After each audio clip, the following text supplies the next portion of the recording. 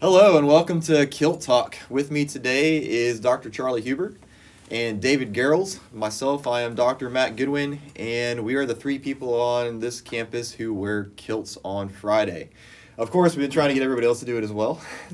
It doesn't always quite work out. We get a lot of questions about the kilts every Friday.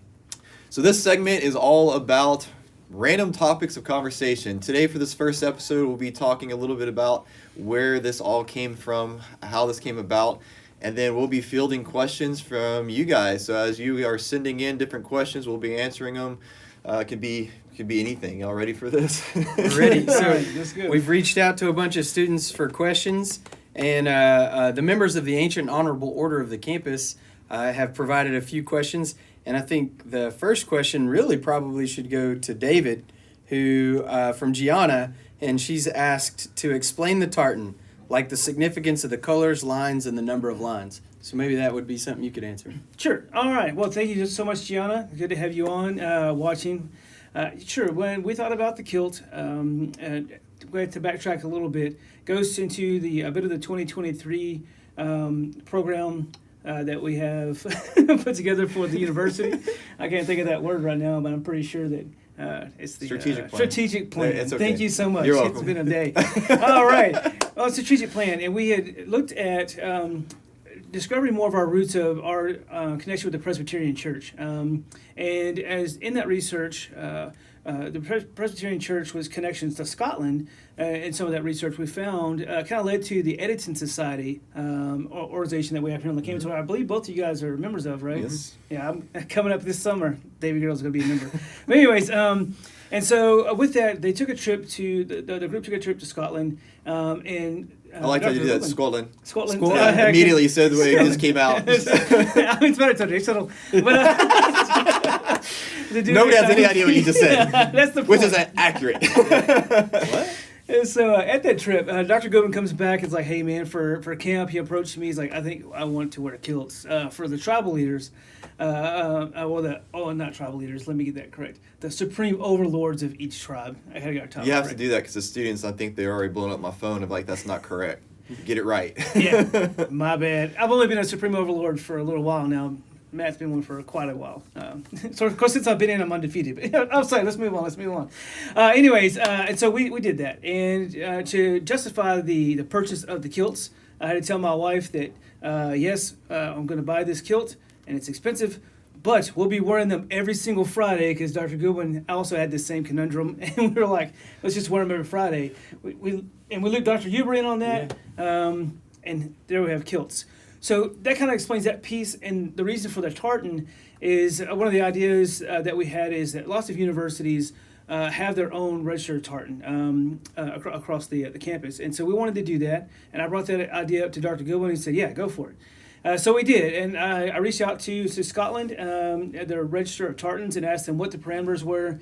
They said that I had to have a certain pattern for them. And so what we did is I looked at how that worked. And so the lines and the colors all have significant meaning. We started the kilt tradition in the 95th year of the university's existence.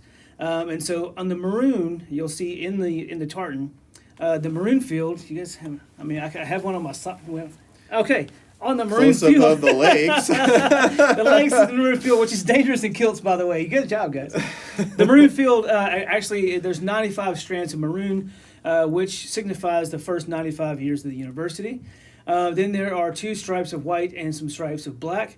There's 1 stripe of white, and then 9 stripes of white, and then 23 stripes of black for 1923, the founding year of the university. That's followed by another a maroon field of 95. And so the significance goes like this. In the 95th year of the institution, we decided to register our traditional kilt pattern, our tartan pattern with Scotland. We signified 1923. The colors, maroon and white, are our school colors, and black is one of our accents.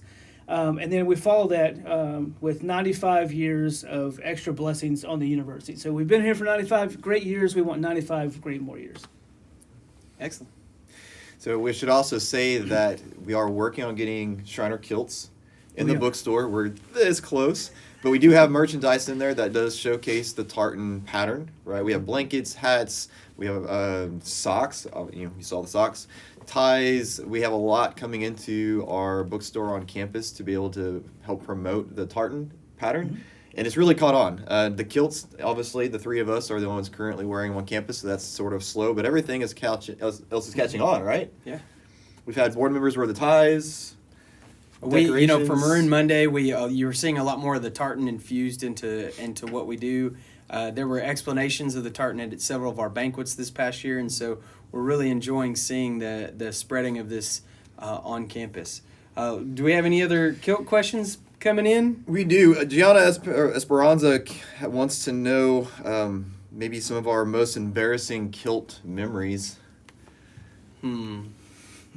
Well, you start with this one. So I'll start. Really, I'm not embarrassed by it. So it's an interesting thing. I mean, I get a lot of questions, and people ask, they think that I'm in a performing group or something every time I go to HEB on Fridays. But I will say, probably not for me the most embarrassing.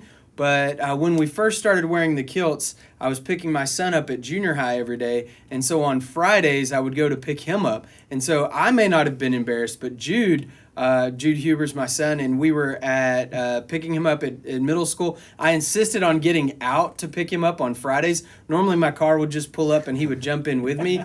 But there were several Fridays there where I would get out so that all of his friends could see his dad in a skirt picking him up, and then they would ask those questions. And he specifically asked me, "Dad, please stop getting out of the car on Fridays." So I can't say that there was a moment where I was embarrassed. I've gone on Friday nights. We've gone out and to movies and different things, and I'll continue to wear my kilt. So it doesn't really bother me as much. I don't know about you guys, but I get a lot of the interaction from like parents if we go to the schools. Like, that's so cool. Right. I've had some say like, I have a kilt in my closet, but I've never been able to wear it. So of course I'm like, well, Friday is Kilt Friday. You should be wearing this with us. So maybe we get this into the Kerrville community too. Yeah, I get a lot of those questions. What are you Scottish? What clan do you belong to? Yeah. You're at the university, because I normally will have a Schreiner or something on with the kilt. Are you guys having an event on campus? But I don't think there's been any specifically embarrassing moments. Yeah, embarrassing moments, not really.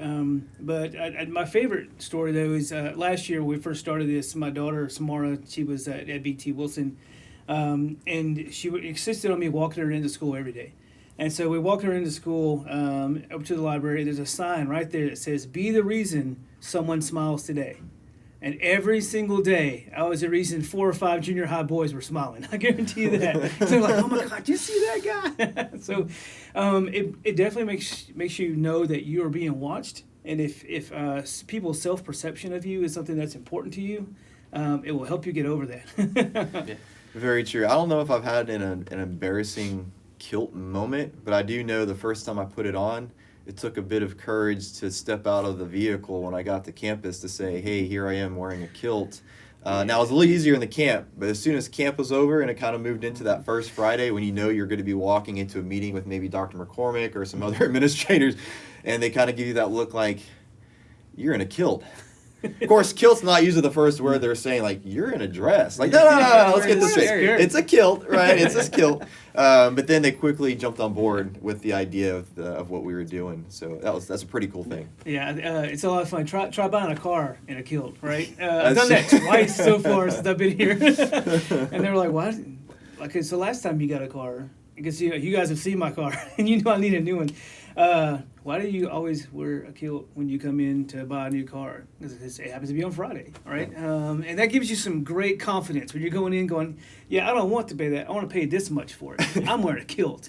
Right. People don't argue with people in kilts. Exactly. Like, "Oh, you're in a kilt. You're good to go." That's good stuff. So we have another question here from Austin Cervantes. It says, "Where did the two tribes Murray and Moody come from?" And Dr. Hueber, I'm going to let you introduce this because the camp really blossomed out of your idea. Right. Well, we started a freshman transition camp, and the idea was when I first started here, Dr. Goodwyn and I would sit with a group of student leaders, and talk about what are the big things on campus that we need to address, and how do we infuse school spirit, pride, tradition, and those types of things into a small school. And I get that question a lot. We don't have football. How can we get students excited, not just about being Schreiner students, but about being Mountaineers, and what does that mean? And so I've had the opportunity in my tenure as a student affairs professional to really start several different transition camps at universities. And the idea behind the camp is to bring students together, get them excited about being students at Schreiner, and then teach them what it means, not just to be that student, but how to become a Mountaineer. So teaching the fight song and all of those. But a big element of the camp, and one of the more fun aspects of the camp, is that there's a competition between tribes. Now, we came up with the names, the Moody and the Murray tribe, based on the two of our buildings here on campus, the Murray Administration Building and the Moody Science Building. And we literally only picked those buildings after discussions with students. We thought about naming them after former presidents, but we couldn't settle on which ones.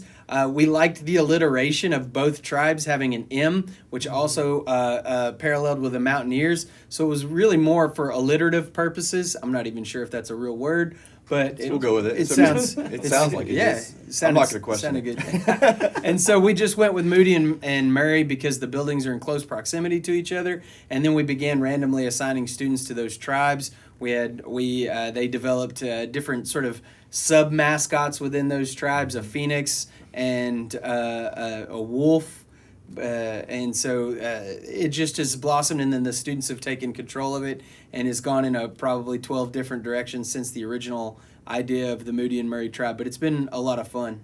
It really has. The cool part about it, kind of the lore, the background, the phoenix, the wolf, and bringing everyone together. We've kind of been able to have students help kind of own that. We help bring the lore of the different tribes, help bring the tribes together, and really leads up to the chant, which is discussed all the time by everybody who's ever been through our camp, and even those that haven't been because they've seen it or watched it or heard about it, and they're like, "Wow, this is pretty cool." Which kind of leads to the competition piece. I know David likes to talk about this a lot. A little bit of competition. Yeah, essentially when we started this, the Moody tribe became dominant relatively quickly. It should have, obviously, right? Maybe you should know that we're all different leaders. The Moody tribe started with Dr. Hueber. I have the Murray tribe. David Gehrels came into the Moody tribe, right, as the leader. Dom Mason, he came in as a leader, not only as a professional now, but as a student, right? He was a leader. So long kind of history in these tribes. You want to talk about that competition piece, David? We might go on for days. I'm just saying that the camp competition is tied 3-3, right? There's 3 victories for the Moody tribe, 3 victories for the Murray tribe. I was only instrumental in the last 2. And what I mean by that, as you guys know, is a lot of my students completely take over, right? And because you guys are great leaders. But I think what's fun about it is the banter we get to start. Well, we really start. It never ends. Stop, what do you mean? It doesn't end. It's always there. The students still post a hashtag Moody forever, true. or different things on. I saw some pictures yesterday on Instagram. A couple of students, seniors that are graduating, their memories of being in Moody or Murray now. Now that we've been around for, is this our 5th or 6th year? This will be 7th camp. The 7th camp. So 7th years. And so we'll have, now we're seeing seniors graduate who went through camp, and it's just been a blast to see that. So, yeah. I haven't seen any other questions come in from students, but one last question that I want to just ask you guys is, I know when I first wearing the kilt on campus, there's a little bit of feeling of like, okay, where's that line? What's a little too much that we can ask for? I didn't get any bad feedback from it, but there was that bit of awkwardness coming through, right? Of like, hey, you're wearing a kilt on campus. What are some of maybe y'all's first experiences coming in contact with people on campus? I have to think back on that one for a second. Obviously ours was camp, but outside of camp, even camp though, the students would give you kind of like you're wearing a kilt. Yeah, that first time when we started the camp, I guess the tribal induction ceremonies or whatever, and we first come out in the kilts, and just the look on everyone's faces, because we kind of, I mean, it was kind of a secret, even to some of our mentors didn't know what we were doing. It's like a special Kilt Yeah. look, right? Yeah. You know as soon as you like, oh, yeah, you get that look. Why are you? It's Yeah. the instant like, what? And then all of a sudden, oh, I just made that face, and I did not make that face anymore. It's like, did you see me make that face? Because no one wants to hurt It's anyone's the feelings eyes, right? They're anymore, like walking, like, oh, But they quickly like divert. I think one of the first times I was walking across campus with the kilt on, it may have been the very first Friday that I was wearing it, and one of our ambassadors was giving a tour. And normally when I pass the tour group, they're like, hey, that's our dean of students. And as I passed the tour group, the ambassador was so taken back by the kilt and almost embarrassed to tell the group that was the dean of students. She looked at me and she said, hey, that's Dr. Huber. A little bit of hesitation, like, okay. He's maybe, and then she didn't know what to think. So I remember that moment, and since then it's been, now they see me in a tour group and they're like, hey, that's our dean of students. Some of the guys on campus wear kilts on Fridays, and now they know, and but in that moment she was really hesitant to say, hey, all of these people visiting our campus are weirdo dean of students just wearing a dress today. Of course, you're quick to be like, hey, just go down to this building, you'll see 2 others. Yeah, exactly. That's right. I'm not by myself. Yeah, But, awesome. yeah. That's cool. All right, guys. Well, I think that's the end of our time for this session. But just remember that we'll be doing this session, Kilt Talk, weekly. We're going to be encouraging you guys to send in questions or just topics of conversation to watch us kind of banter back and forth and discussion of those questions and topics. We'll be sending out our hashtags, our social media. You can find us YouTube, Facebook, Twitter, all of the Schreiner social media ways to get in contact us. We'll be sharing that with you guys, and we can't look forward enough to answering these questions and talking about these topics of conversations with you. And don't forget to expect maybe some phone calls from us. We'll be piping you in live to engage with us on set while we do this show. So until next time, we'll see you then.